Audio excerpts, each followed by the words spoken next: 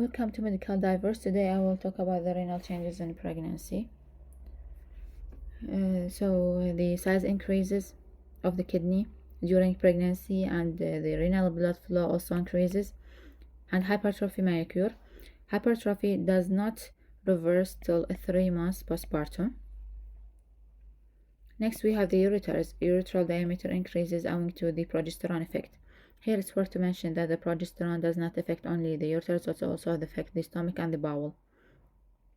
But here in the ureters, the right side dilates more than the left side in 90% of patients.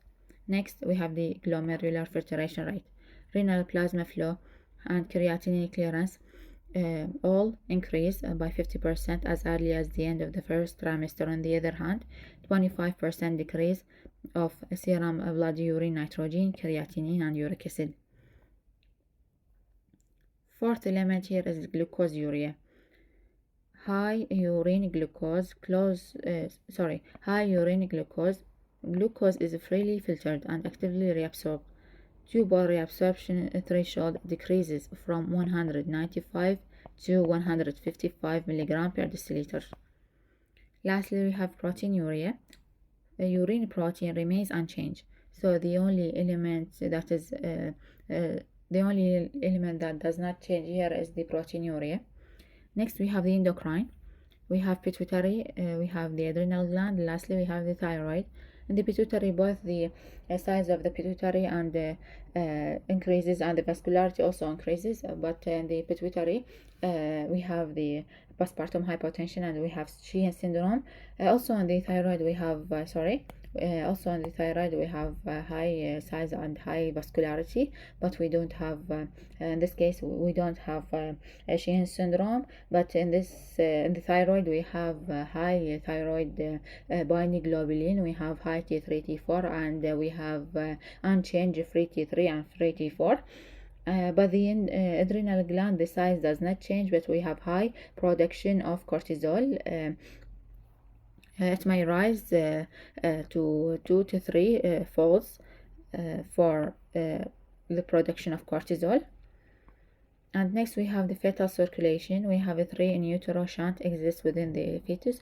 We have ductus venosus, which is from the umbilical vein to inferior vena cava, and we have the foramen ovale from right atrium to left atrium. And lastly, we have the ductus arteriosus, which shunts blood from the pulmonary artery to the descending aorta. And next we have the embryology. In the embryology part, we have from 7 to 8 weeks after conception, breast begin developing in the embryo. So from 7 to 8 we have breast development. From 12 to 16 we have ducts, lobules, nipple, and areola development. Later stage of the pregnancy, maternal hormones cause the breast cells to organize to branching tube-like structure, forming milk duct. Final 18 weeks, the lobules start to secrete colostrum. Both female and male newborn swelling underneath nipple and areola can easily be felt, and a clear liquid discharge, which is a colostrum, can be seen. Let's move to the puberty. From infancy to just before puberty, no difference from male to female breast. Beginning of female puberty, release of estrogen alone at first, and then in combination of progesterone and estrogen. When ovaries functionally mature, breasts undergo dramatic changes, culminate in fully mature form. This process takes 3-4 years, completed at the age of 16.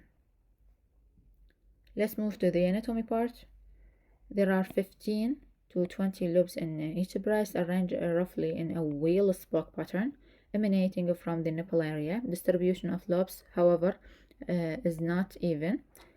Preponderance of glandular tissue in the outer portion of the breast, tenderness in this region. Many women may experience prior to their menstrual cycle, where outer portion due to high number of glandular tissues. 80 to 85 of normal breast tissue is spotted during reproductive years. 15 to 20 lobes further divided into lobules and containing alveoli, small sac-like feature. The number of the size of the alveoli are small during non-pregnant and non-lactating, but the size of the alveoli are big or large during pregnancy. Smaller ducts containing milk to larger ducts to pour into reservoir under the nipple. As we said before, non-pregnant, non-lactating breast alveoli are small, but during pregnancy, alveoli are large. During lactation, cells secreting milk substances like protein and lipid. With release of oxytocin, which is responsible of expressing the milk during lactating, the muscular cells surrounding the alveoli contract. And here we have the Cooper ligament, keep the breast in their structure like shape, position, and finally support the breast tissue. In the elderly or during pregnancy, these ligaments become loose or stretch respectively and the breast sag. The lymphatic system drains excess fluid from tissues of the breast into axillary nodes. Lymph node along the pathway of the drainage screen for foreign bodies such as bacteria or viruses. Here we have the hormones, we have estrogen, we have progesterone, we have prolactin, and finally we have the oxytocin.